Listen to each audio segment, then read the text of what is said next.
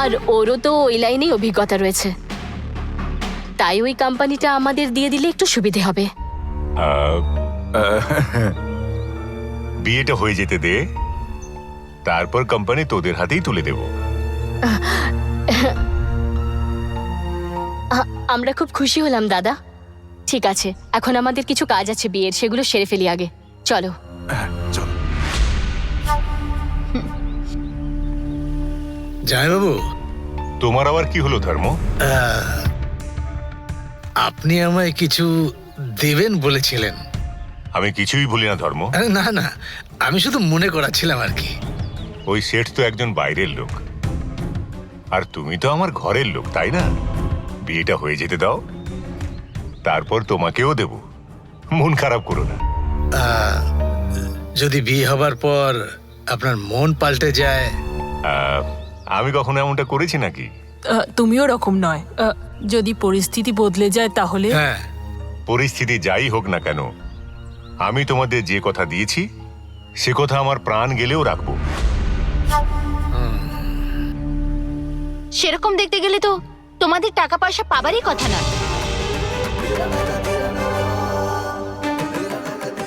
আমাকেও তো ওই আত্মা ধরে নিয়ে গেছিল, কিন্তু আমাকে তো কিছুই করেনি। এখন তো সব ঠিক মতোই চলছে।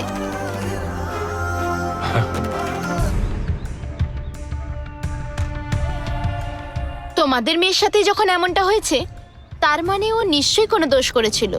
হ্যাঁ?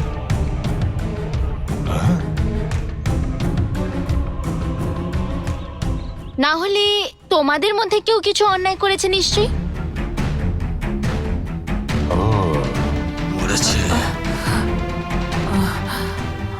তাছাড়া ওই আত্মায় সব করেছে, বাবা কেন টাকা দিতে যাবে?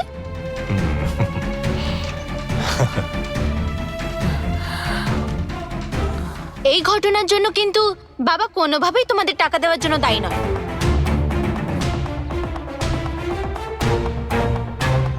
কিন্তু তাও ইনি তোমাদের নিজের মনে করে মায়ার ট্রিটমেন্টের খরচা পুরোটাই দিচ্ছেন। তোমরা একটা ভালো হাসপাতাল দেখে ওকে ভর্তি করে দাও, বাবা সেসব খরচা তোমাদের দিয়ে দেবে। হ্যাঁ? ও, তাই তো।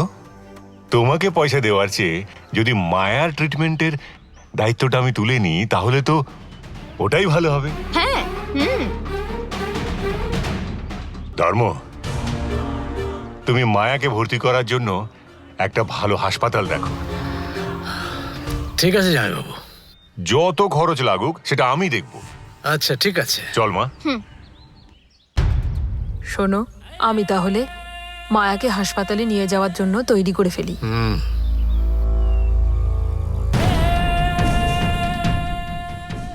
গঙ্গা এখনো এ বাড়ির বউ হয়ে আসেনি, তাতেই আমাদের সব প্ল্যান ভেস্তে দিচ্ছে। ওকে যদি এইভাবে ছেড়ে রাখি তাহলে প্রবলেম সৃষ্টি করবে। আমরা কতবার তো মারার চেষ্টা করলাম, কিন্তু প্রতিবারও বেঁচে যাচ্ছে। কিন্তু এইবার যেন আর কোনো মতেই বাঁচতে না পারে। তাহলে কি করতে হবে বাবা? চল বলছি।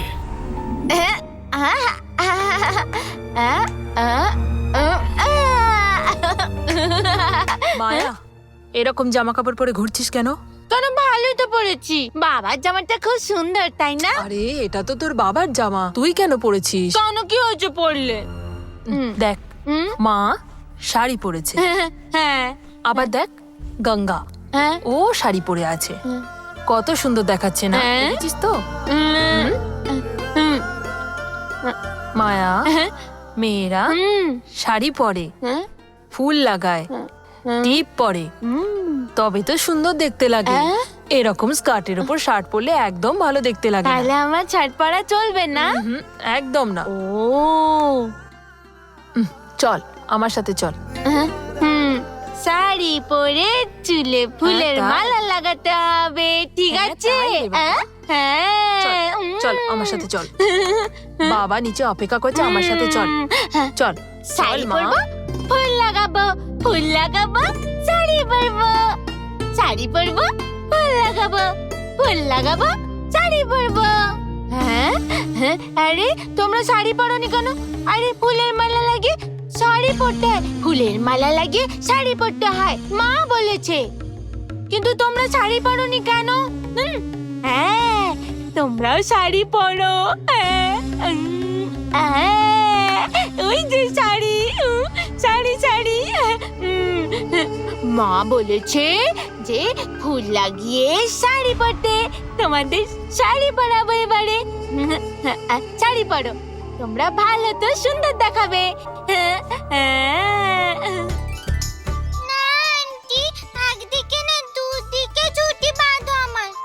কালকে তো দুদিকে বেঁধেছিলে, আজকে বরং পনিটেল করে দিই তোমার। না আন্টি, আমার দুদিকে ছুটি চাই। আচ্ছা আমি করে দেখাচ্ছি, ভালো লাগলে রেখে দিও। না চাই না বলছি তো। দেবসেনা পনিটেল করলে সুন্দর দেখাবে, বুঝেছো? আচ্ছা আমি দেখাচ্ছি, শোনো তো। আরে শোনো দেবসেনা, আরে দাঁড়াও দেবসেনা। দেবসেনা দাঁড়াও, দেবসেনা, আরে দাঁড়াও দেবসেনা, দাঁড়াও দেবসেনা। দেবসেনা, দেবসেনা, লাগেনি তো, লাগেনি তো বাবা? হ্যাঁ কোথায় দেখি, লাগেনি তো। ওহো, আরে আয়না ভেঙে গেল? দেবসেনা পড়ে গেছিল, ওর কিছু হয়নি। হাতে যে আয়নাটা ছিল সেটাই ভেঙে গেছে। আয়নাই তো ভেঙেছে। হ্যাঁ মামি, আয়না ভাঙা মোটেই ভালো কথা নয়। আজকে আবার শুক্রবার, আয়না ভাঙাটা কিন্তু ভালো লক্ষণ নয়। আরে শনিবারে ভাঙলে কিছু হতো না, নিচে আয়না পড়লে তো ভেঙেই যাবে, তাই না? এসব লক্ষণ টক্ষণ সব কুসংস্কার, বুঝলে? এখন এসব মাথার থেকে বার করে দাও, আর কাঁচের টুকরোগুলো ঝাড় দিয়ে দাও। এসব বাদ দাও, কারোর পায়ে না লাগে সেটার ব্যবস্থা করো, বুঝলে? যা করবে তাড়াতাড়ি করো। ঠিক আছে মামি। দেবসেনা তুমি গিয়ে ভেতরে খেলা করো, আমি আসছি এক্ষুনি। যাও।